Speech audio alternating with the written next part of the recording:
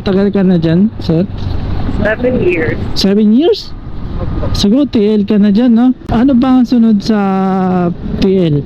Ano, OM, Operations Management. Hindi, yung mas mababa sa TL. Ano, yung mga support, Support. ako yun. Oh, Yung mga floor walker, kung baga tinatawag. Kami yung sumasagot ng mga tanong ng mga bago. Pagkatapos niyan, yun na, kami din may choice kung gusto namin magpa-promote.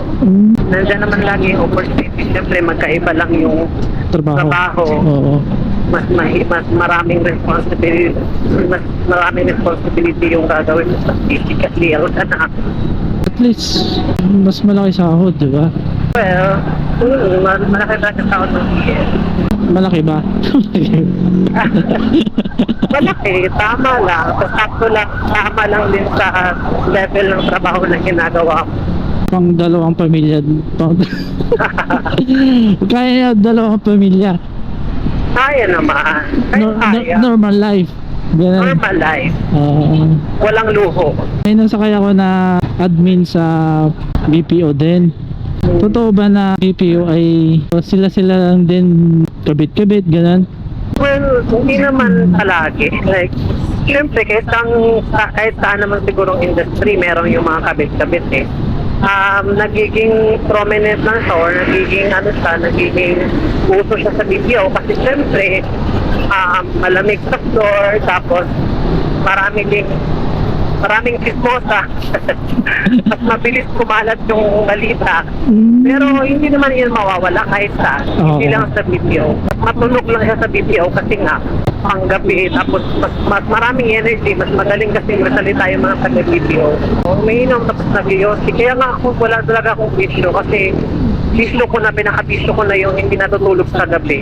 Yun. Hindi na ako umiinom, hindi na ako nagsisigarilyo, make sure ko na natutulog ako sa tamang oras para hindi ako mukhang puyat, kahit puyat naman talaga. Pagka 10 years ka na sa BPO, kita mo na yung effect ng katawan nila eh. Bagsak na, parang stress lagi. Kasi nga, baliktad yung mo eh. Hindi healthy, di ba? Tapos nag-iossi ka pa, nag-umiinom ka pa. Sa akin yung pinaka na-acquired na nakuha kong sakit sa dito is yung sa mata, yung panlalabo ng mata. Oo, kasi puro computer eh. Maagang lumabo yung mata ko pero sa katawan naman, kawan ng Diyos, okay naman so far. Wala namang mga sakit-sakit. Ilang taon ka na ba, sir? 27. Actually, nagsimula akong trabaho sa BPO. 18 pa lang ako. So, ibig sabihin maganda yung pinasukan mong company kasi tumagal ka eh. Maganda ang Telos dahil nga International. international siya. Telos International sa Canada based siya. Tapos, maganda kasi madaling silang kumawak ng tao. Minsan lang ako nagkakasakay ng merong ganito. Intercom. Na-enjoy mo naman yung ganyan. Oo, hindi ko kasi na-enjoy yung malasing. Pero na-try mo na po. Na-try ko na, pero hindi siya nakaka-enjoy para sa akin. Hindi para sa'yo, parang Saka yung lasa ng inumin, hindi siya hinahanap ng katawan ko dahil mapait nga, hindi siya yung lasang gusto ko. Parang hindi ko nga nakukuha yung sense ng pag-inom. Ang hirap-hirap nga kausap pag malasing. yan gamot ng mga heartbroken na pang madali yan.